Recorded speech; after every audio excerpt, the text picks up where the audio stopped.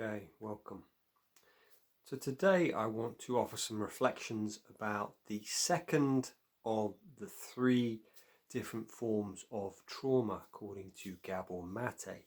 The second one is developmental trauma. So I'll be talking a little bit about what it is, and I'll also be talking how it links into other forms of trauma. So enjoy. Okay, so last week I spoke about shock trauma, and shock trauma is essentially the type of trauma that most people think of when they think of the word trauma. So these are Gabor Mate's words. He says it is a single event that is so overwhelming that it completely overwhelms our sense of self and the world. So he gives the example of 9/11. So developmental trauma, on the other hand, is repeated or prolonged exposure to adversity during development, such as abuse, neglect, or being raised in a chaotic or unpredictable environment. He goes on to say that developmental trauma often results in complex PTSD or CPTSD. So I just thought that was fascinating, because as I'm reading some of the different books around me, I was reading Joy Schaverien latest paper, Revisiting Boarding School Syndrome, and she says, page 607, she says, talking about boarding school syndrome, saying new material has emerged consolidating some of my earlier observations that this is indeed a widespread and highly significant developmental wound. Nick Duffell, in his book Trauma, Abandonment and Privilege, page 19, he says, the most promising label for boarding school syndrome, for boarding school issues, is, however, seems to be developmental trauma, a term adopted by some practitioners within a recently emerging field of study that combines insights of psychotherapy with research data of neuroscience. So, I just found that fascinating. And then to link into what Gabor Mate is saying there about complex PTSD, I thought I'd just read you the definition of that. CPTSD, or complex PTSD, is a more severe form of post-traumatic stress disorder. It is delineated from this better-known trauma syndrome by 5 of its most common and troublesome features. 1 is emotional flashbacks, 2 is toxic shame, 3 is self-abandonment, 4 is vicious inner critic, and 5 is social anxiety. And as I look back on those, I certainly have struggled with all 5 of those myself in my life. A lot of the clients that I work with, I certainly see 4 out of 5 of those.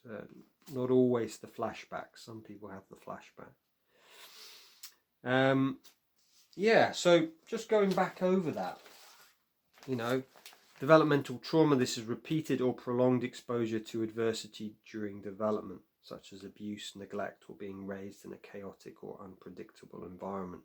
So if I was to link this into boarding school, if you're listening to this and you didn't go to boarding school, I invite you just to link that into, did I have adversity on an ongoing basis? So repeated or prolonged exposure to adversity. So for me, straight away, most people at boarding school, it's repeated. 1, you have to leave home every few weeks, go back to school, or leave school so you get used to one place. There's repeated or exposure or prolonged exposure, to adversity. Abuse, as Alex Renton said when I reached out to him a few weeks ago, he says on his database he has 1,100 complaints against these schools for sexual abuse or abuse. And he says out of those, there's over 300 schools which have been made complaints against, 80% of which are boarding schools.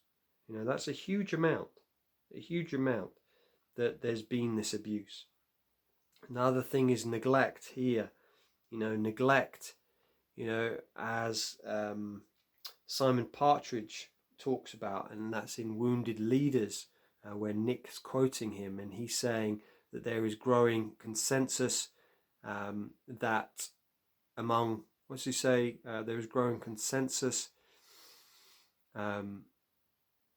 by neuroscientists and among traumatologists that neglect has a greater impact on the children's brains and themselves than acute abuse. And he quotes Camilla Batman-Galedge there as well.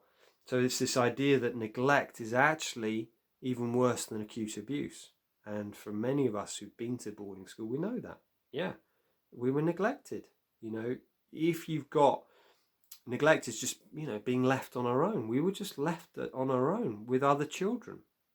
There's one teacher, and there's still that problem in these schools. One teacher for 40 or 50 boys or girls. So their neglect, being raised in a chaotic, for some boarding schools were completely chaotic. As soon as the lights went out, the masters left, it was chaos. And then unpredictable. For me, boarding school was very unpredictable. You didn't know if someone was going to have a go at you, whether it was safe or not. So, as I read this, it really makes sense. And I love that Nick's saying it, Joy's saying it, that, boarding school syndrome is a developmental trauma.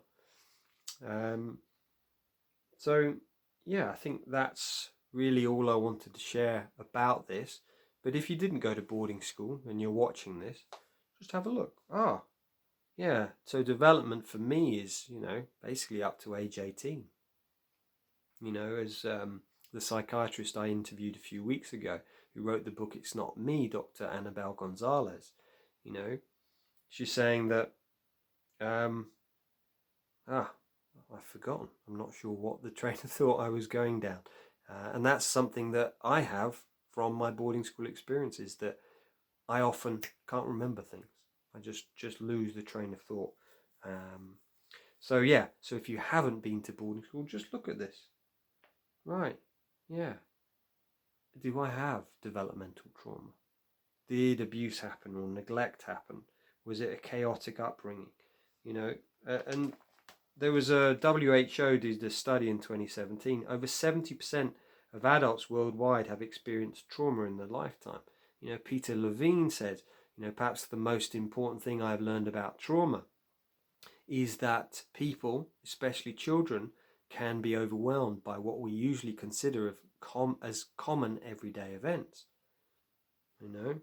So just to be aware, am I carrying some form of trauma? So just some reflections there. Next week I'll go on and talk about attachment trauma, and I'm thinking, please do leave comments below, but I'm thinking to talk a little bit more about attachment, secure attachment and insecure attachment, of disorganized, of avoidant and dismissive attachments, because I think that's really useful for us.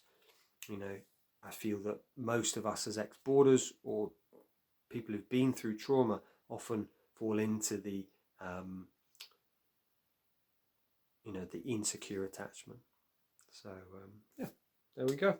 So thank you so much for listening and your support. If you're listening to this as an audio on iTunes, please do leave a review. It's really important. It just means my message, these podcasts, get out there to even more people.